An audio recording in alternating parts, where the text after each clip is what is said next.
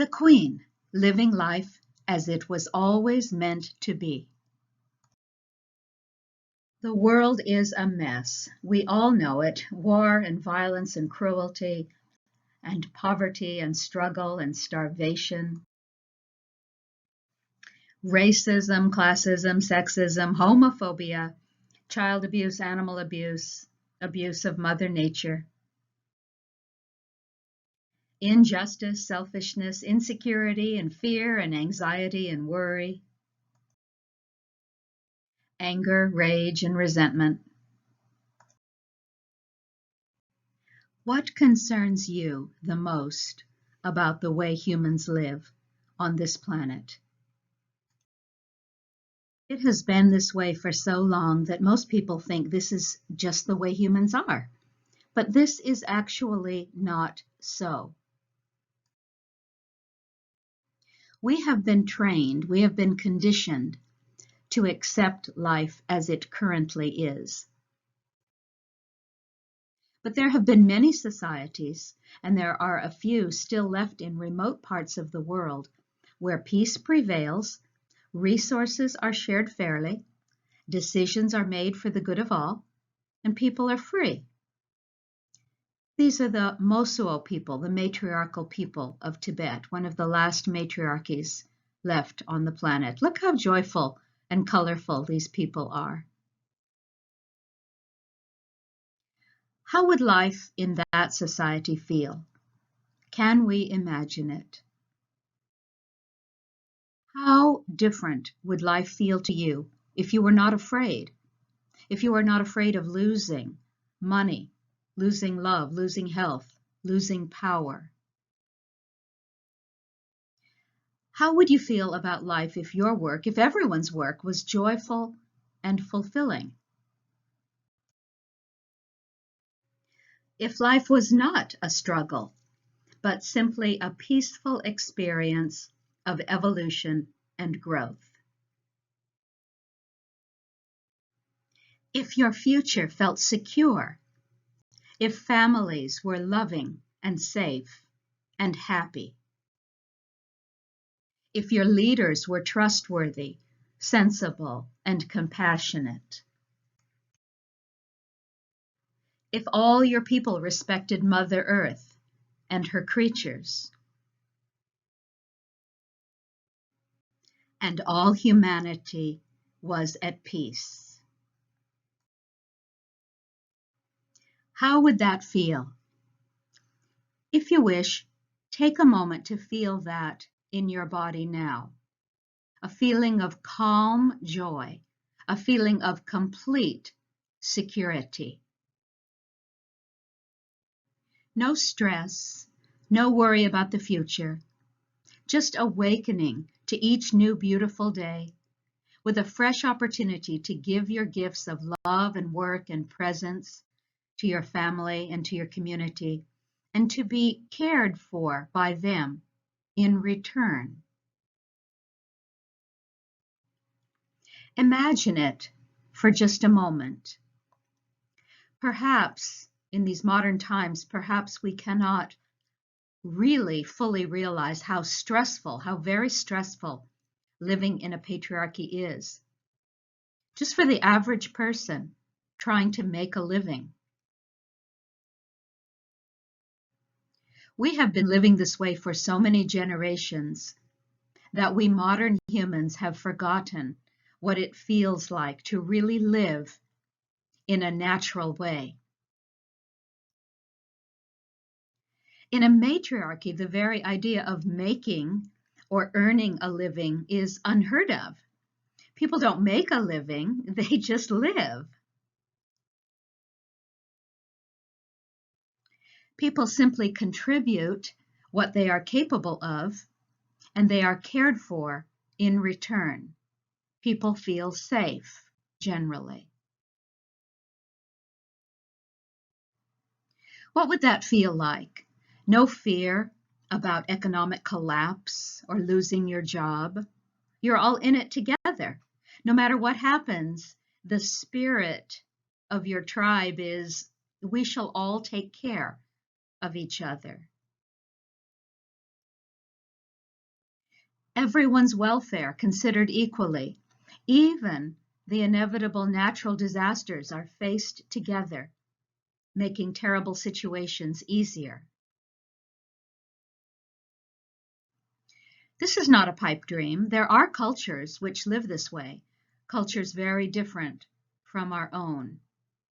Here are some Mosuo women.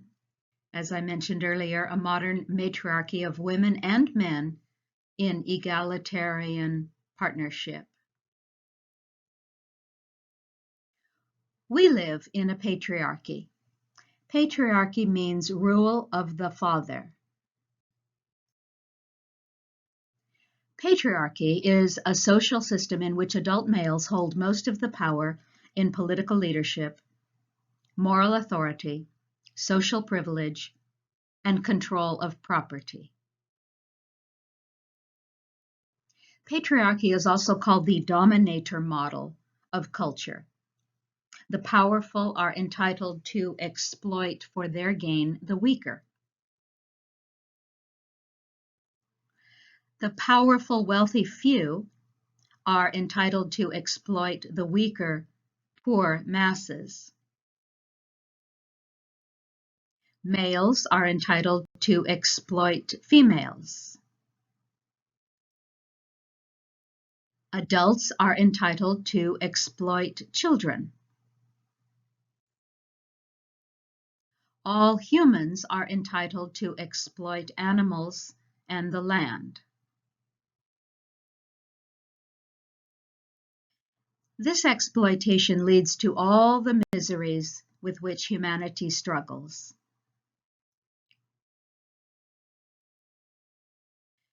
This is the mindset of the person and culture that does not understand that it is part of a single whole. Many people rank life's challenges into classes of importance. And they may say, well, when we have rights for people, then we can work on rights for animals. But this is a false paradigm. To rank orders of oppression is to unwittingly be part of the hierarchical nature of oppression. One form of suffering cannot be held as more important than another's.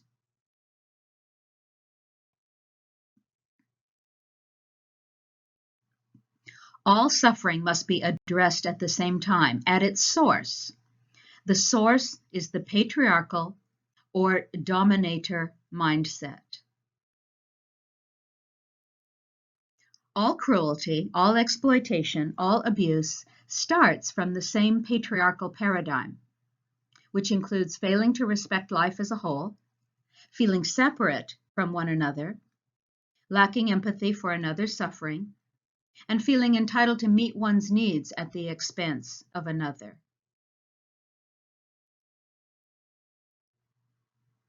The patriarchal ideas we suffer under began to arise in human culture only about 6,000 or 8,000 years ago. But before that, many human cultures were matriarchies, and there is evidence that these societies were more peaceful, more just, and more loving.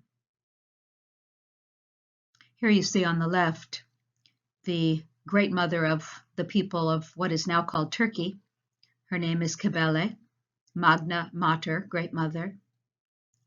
And in the far right, these are the ruins of the ancient city of Çatalhöyük, which is thought to be a famous matriarchy.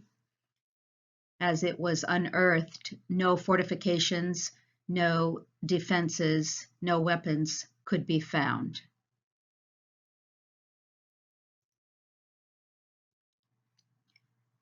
These cultures honored a great mother figure, and mothers led families, and queens led communities, not above anyone else, but simply holding center.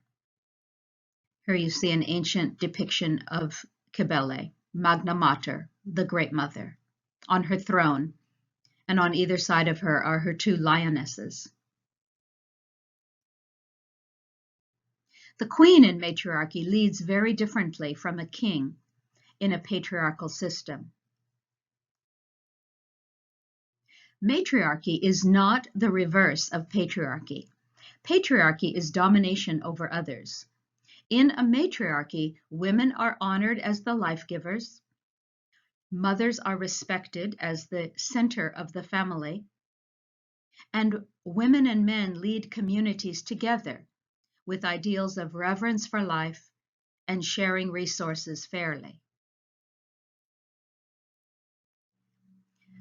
Here are the two models. On the left, you see the patriarchal model. The king is at the top, and the king has its counterparts in the CEO, in the owning class. He's at the very top. He's cut off from the people. He's insulated, he's isolated. And just below him are the upper class managers with quite a bit of power, not as much power as he has, but quite a bit. Beneath them are the middle class managers with less power altogether and less resources. Below them is the lower class or the working poor. And at the very bottom are the welfare recipients, the destitute, the homeless, the slaves. The poor have no access to power. They are crushed by the weight above them. And they have no ability to speak directly to the king or even to the upper class managers. There's too many layers between them and those who rule them. Now on the right, you see a matriarchal system, and it's more like a beautiful web. People have different jobs, but everyone is equal in inherent value. People have different abilities, but everyone is respected. The queen holds the center of the web. She's not better than anyone else. She's just responsible for seeing the big picture, which she does from the center, unlike the king, who really can't see the slaves at the very bottom. He really can't see what's happening with them because there's too many layers between him and those serfs or destitute people or homeless people, welfare recipients. But the good queen is at the center, and she can see everything. She can see the big picture. There aren't really any layers between her and anyone else. Everyone has a degree of access to her. She's open to everyone. There's no crushing of anyone beneath her. And there's no isolation. There's a lot of free flow. These are the two models. And I think the matriarchal model works better for humanity.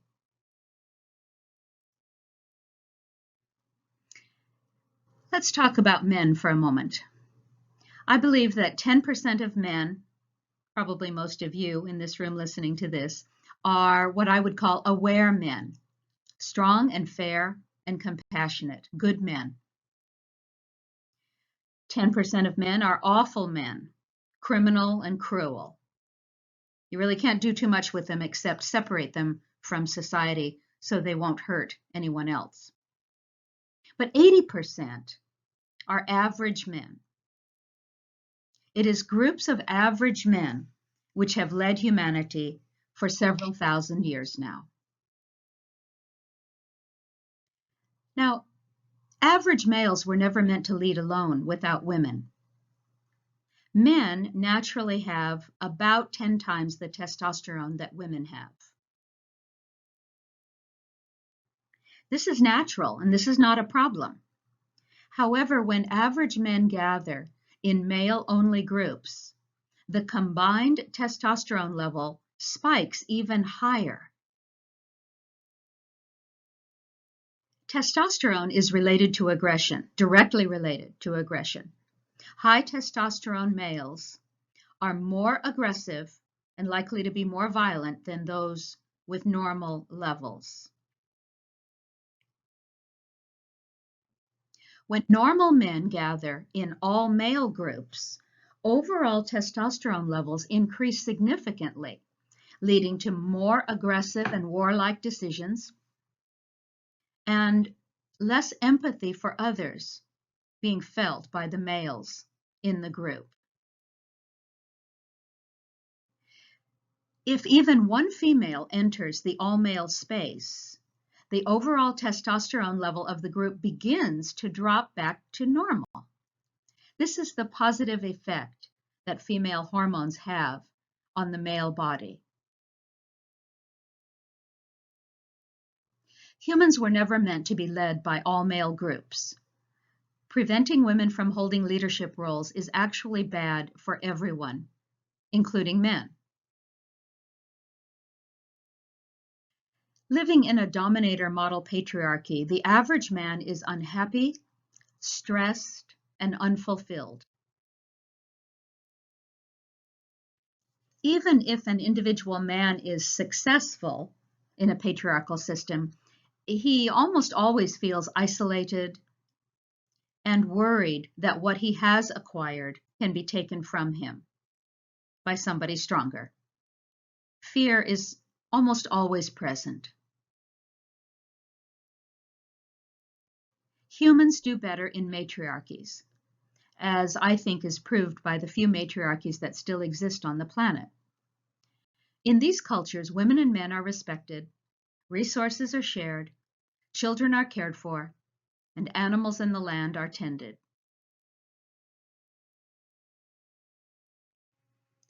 In a matriarchy, no one is afraid of life or the future. Everyone is working together in cooperation. Everyone is understanding themselves to be one tribe, dependent upon each other. Many of us who care about life on Earth are working on seemingly individual issues. Some of us work on solving the problem of human cruelty to animals. Some of us work on solving the problem of human beings warring against each other. Some of us work on solving the problem of men abusing women, or parents or priests abusing children. Some of us work on solving the problem of starvation and overpopulation. Some of us work on helping suicidal or depressed people. Some of us work on the problem of homelessness. Some of us work on solving the despoiling of Mother Nature and our environment, our air, water, our land. There are countless human problems to work on, but addressing any single issue in isolation will never solve the problem. Leonardo da Vinci said, "Learn how to see, realize that everything connects to everything else."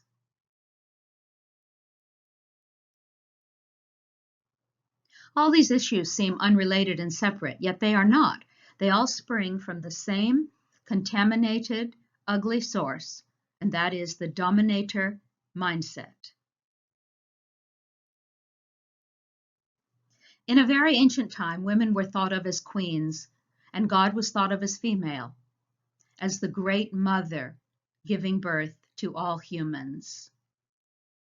Here you see an ancient coin on the left of Cybele, Magna Mater, Great Mother, thousands of years old. And you see on her head the city walls. She was also thought of as a queen, defending the city and civilization, defending culture.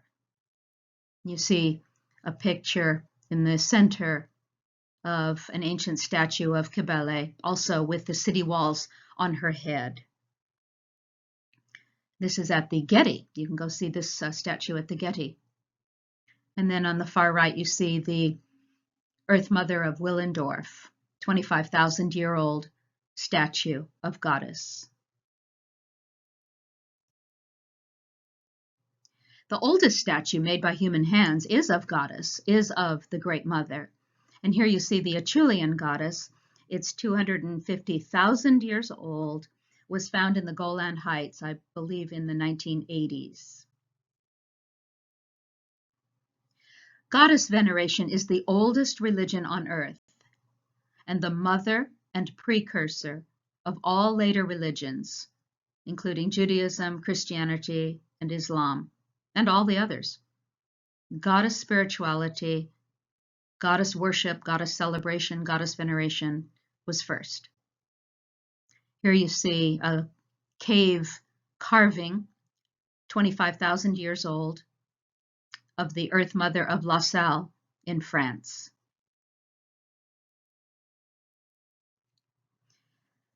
But when goddess was thrown out of religion, the queen was thrown out of woman. And she became a servant, a sex slave, a childbearer, and a scapegoat.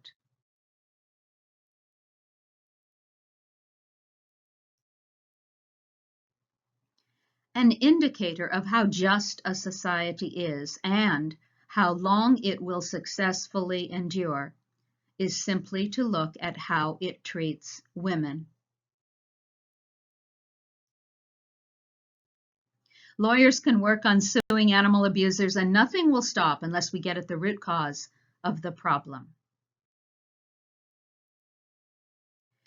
Judges can sentence abusers to jail time, and nothing will stop unless we get at the root cause.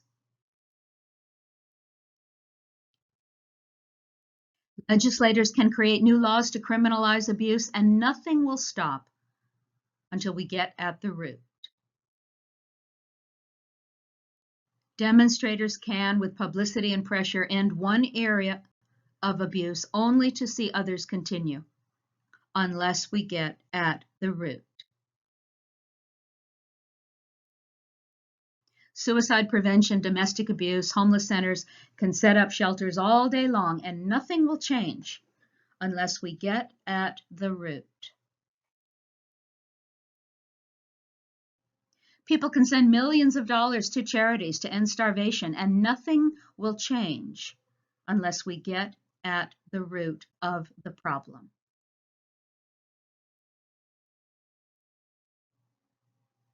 Working on individual challenges without understanding how they are connected to the single root cause is very much like a doctor removing one small cancerous lesion on the body, and then another, without ever addressing or solving the root problem that is causing the cancer to appear.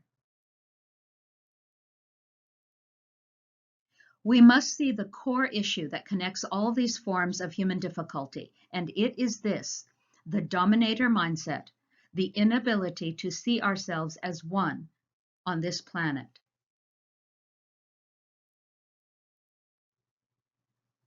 All these issues are caused by the patriarchal notion that the way to live is to dominate others. I'm getting mine, the hell with you. The word radical means to the root of.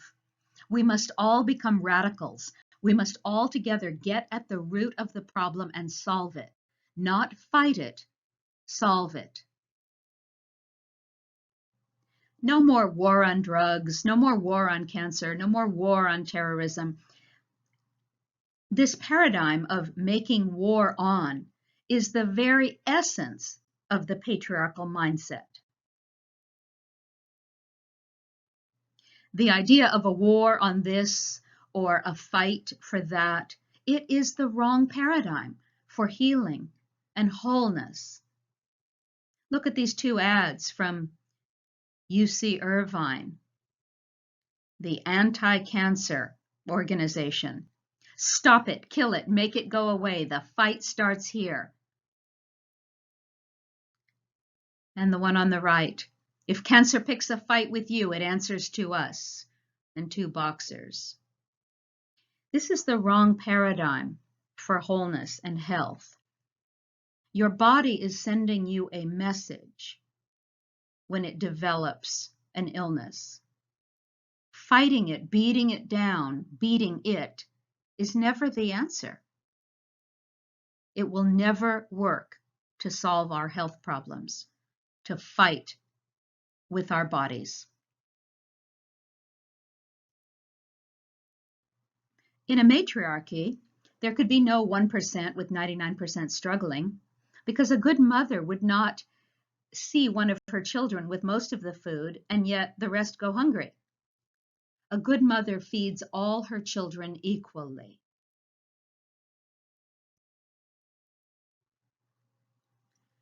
Let's talk now about woman's 4 ancient powers: maiden, mother, queen, and wise woman. And here you see a wonderful ancient carving of Lilith, the first wife of Adam, little spoken of, but Adam had a first wife named Lilith, according to the Hebrew texts, which would later become the Bible. And she refused to lie beneath him and submit to his will. So they had a big fight, and she left him and went to live by the river alone. And later stories demonized her and called her evil and said that she bore 100 demon babies a day and was a great evil. But she was just a woman who did not want to submit.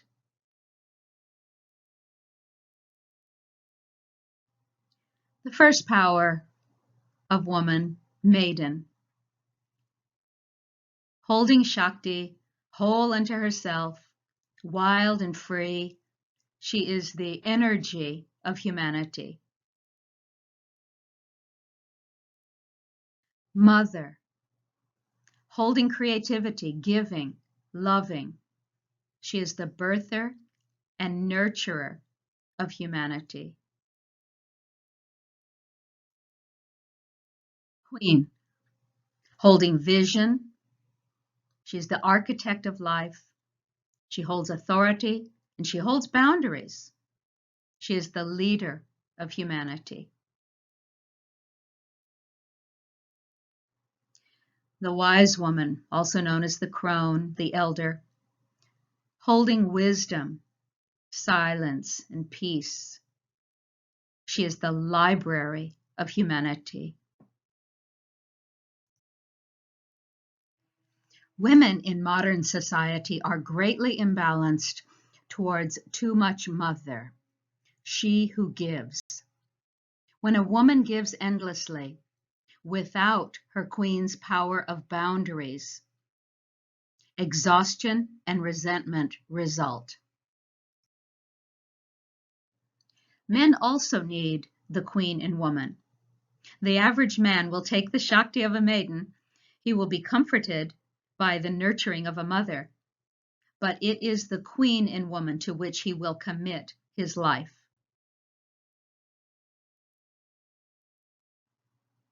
Our human problems are solved by teaching reverence for life and the understanding that we are all children of the same source. Albert Schweitzer said of reverence for life that it afforded him his fundamental principle of morality.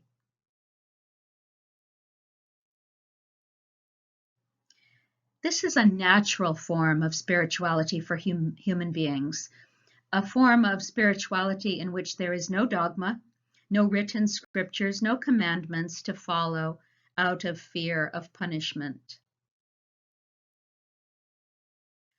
Only the natural spiritual authority embodied in the Good Mother as the first teacher of life. Mother who teaches her young how to live life so that it works for the whole tribe, and who holds boundaries on them when necessary for their own good. She is the authority because she is the author of their lives. A good mother who teaches the 4 principles, which can easily be remembered by the acronym ROSE. R is for reverence for life. O is for oneness. S is for the word sacred, E for eternal. R for reverence for life. If we hold and teach the spirit of reverence for all life, it becomes difficult to harm people, animals, and Mother Earth. O for oneness. If we hold and teach the wisdom that there is only one of us, compassion and helping becomes more natural. To harm anyone would be ultimately to harm oneself. The Mayans have a term, En Lakesh, which means you are another face of me. S is for sacred. If we hold and teach the knowing that all is sacred, from the tiniest worm to the greatest galaxy, the spirit of caring for life becomes more natural. Some religions teach that some things are sacred, while others are profane or mundane, that is, not sacred. In our natural human spirituality, all is sacred. Nothing can be outside the hoop of life. E is for eternal. If we hold and teach the truth that all life is eternal, that nothing ever dies, it simply changes form, we can release the fear of death, and rather than the dominator mindset of short-term gain at others' expense, we can have a long-term perspective of living on Mother Earth. Have reverence for life. Know that all is one, all is sacred, and all is eternal. We have one home, one Mother Earth, and we are one on this planet. First solution, realize that evolution starts with you. Perhaps, if you wish, notice when your ego is using force or pressure to achieve your goals rather than working with others. There is a place where everyone's reasonable needs can be met. Make it your priority to help find it. Woman or man, this is the queen archetype working in you, the good mother leading and serving the good of all.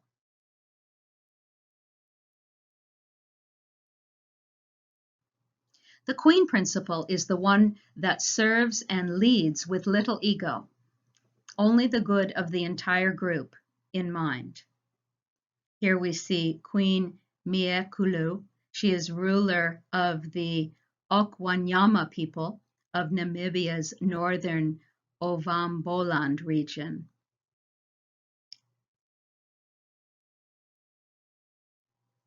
The second solution, have a vision for life on Earth. Perhaps see yourself no longer as an individual human being, as many of us do, running around in a separate little skin bag trying to survive, but rather see yourself as infinite consciousness with access to infinite resources, creative new ideas, and timeless wisdom, helping all life to evolve with your particular vision of peace and beauty and joy, and teach others to see themselves in this way. The third solution, use your power of choice. Vote for leaders with compassion and strength, leaders making decisions from wisdom and concern for the whole of life. Those with true power, not those simply using force. Vote for leaders who, rather than intent on building more walls, find creative ways to meet everyone's reasonable needs. Vote for more women to mix with men in egalitarian leadership, bringing testosterone down with resultant less aggression. The fourth solution, lead others like a matriarch. Whether you are male or female, lead like a good mother, wishing to feed and help all her children. Reduce the spirit of competition and increase the spirit of cooperation. Lead gently, like a midwife guiding and helping others to birth something good, not like a commander giving orders. The fifth solution: live simply so others may simply live. Pare your life down to only that which brings you joy. Most of us have far too much clutter in our lives. When we live simply, we are not denying ourselves, rather, we are freeing ourselves to experience life more fully. The sixth solution: reduce animal products use. We are so entangled in a society that depends upon the hidden torment and killing of animals in so many industries. Without making yourself miserable, just note where and when you can make choices that do not result in others dying unnecessarily. The seventh solution: help others become more aware. Without being judgmental or punitive, share with others gently about how to live more lightly and compassionately on the earth. Lead more by example than by condemnation and judgment. The eighth solution: hold healthy boundaries. Love may be unconditional, but relationships are not. Most women give too much in relationship, ending up in the overgiving mother state. This is the imbalanced state of the mother archetype, and it leads to burnout and resentment. The mother archetype naturally gives, and it is the queen archetype that naturally receives. Self-care is primary. Most women are good at giving and terrible at receiving. Give only from a full cup. To give to others without healthy boundaries is actually to do violence to yourself. The ninth solution: be with Mother Nature. Too much Facebook breeds a reactive rather than creative mentality. It also fuels ego. Too much smartphone use takes you out of the now moment. Too much computer use drains your essential life force. Spend a large portion of the day free of technology. Be in and with Mother Nature. Allow her energy to infuse your body. Create beauty and goodness from your wisdom of reverence for life and the spirit of oneness that is your true and eternal self. Here's the good news. We humans can live differently with each other, with animals, with Mother Nature, and the planet. In fact, we must, if we are to survive. Many say we are killing the planet. This is actually absurd. Mother Nature has been volcano Earth, snowball Earth, methane Earth, and many species have come and gone long before humans arrived on the scene. When Mother Nature is through with our foolishness, she will shake us off her back like so many fleas. This is an indigenous people saying in many indigenous cultures. We'll never kill Mother Nature. We'll never kill life itself. We will only destroy our own ability to live here in the wondrous beauty that is now Earth.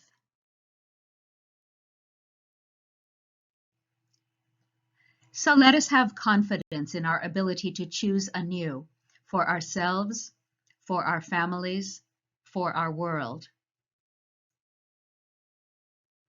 We are one consciousness, evolving in a universe of all possibilities. We have already extensively explored the possibilities for cruelty and abuse and suffering. So let us now explore the possibilities for peace and beauty and joy. You are the conscious aspect of the One. Help others become conscious. Be the power for good in the universe. Be a good queen, leading the world to goodness and helping all live life as it was always meant to be.